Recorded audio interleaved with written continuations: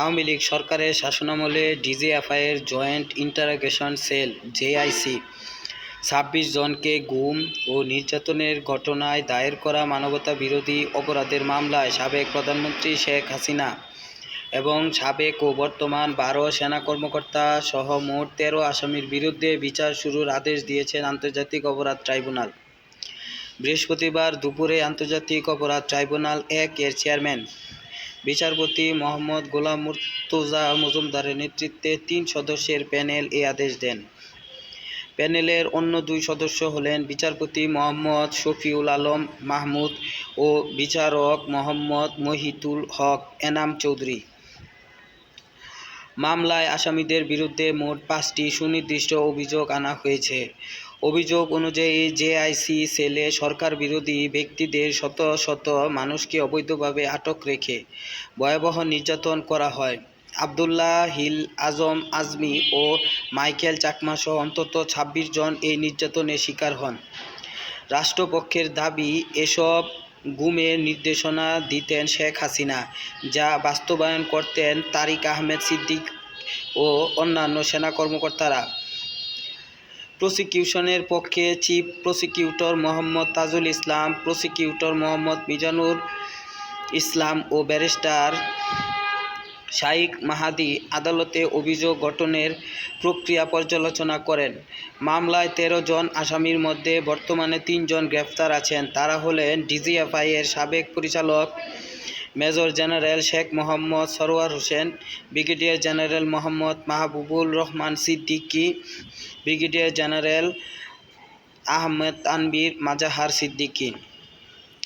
পলাতক ১০ আসামি হলেন প্রধানমন্ত্রী শেখ হাসিনা, প্রধানমন্ত্রীর সাবেক প্রতিরক্ষা ও নিরাপত্তা বিষয়ক উপদেষ্টা মেজর জেনারেল অবসরপ্রাপ্ত তারিক আহমেদ সিদ্দিক, ডিজিএফআইয়ের সাবেক মহাপরিচালক লেফটেন্যান্ট জেনারেল অবসরপ্রাপ্ত মোহাম্মদ আকবর হোসেন, মেজর জেনারেল অবসরপ্রাপ্ত সাইফুল আবেদিন, লেফটেন্যান্ট জেনারেল অবসরপ্রাপ্ত মোহাম্মদ সাইফুল আলম, লেফটেন্যান্ট জেনারেল অবসরপ্রাপ্ত তাবরেজ শামস চৌধুরী, মেজর জেনারেল অবসরপ্রাপ্ত হামিদুল হক, মেজর জেনারেল অবসরপ্রাপ্ত তৌহিদুল ইসলাম, মেজর জেনারেল কবির আহমদ, লেফটেন্যান্ট কর্নেল অবসরপ্রাপ্ত মকসুরুল হক।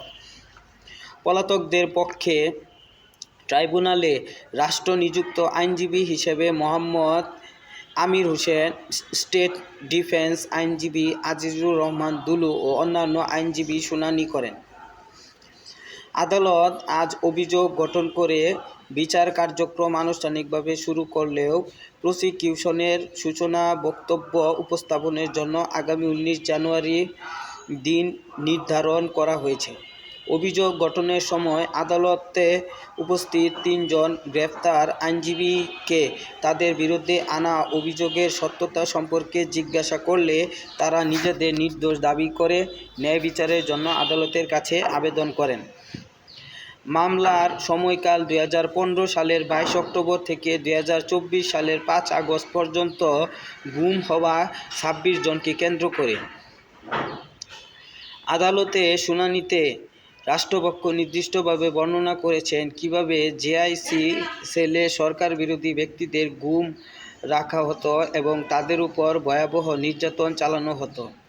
এদিকে একই সময় চলা বৈষম্যবিরোধী ছাত্র আন্দোলনের চানখারপুলে ৬ জন নিহত হওয়ার ঘটনায় দায়ের করা মামলায় ঢাকা মহানগর পুলিশের সাবেক কমিশনার হাবিবুর রহমান সহ ৮ জনের বিরুদ্ধে আজ দ্বিতীয় দিনে যুক্তিতর্ক উপস্থাপন করা হবে।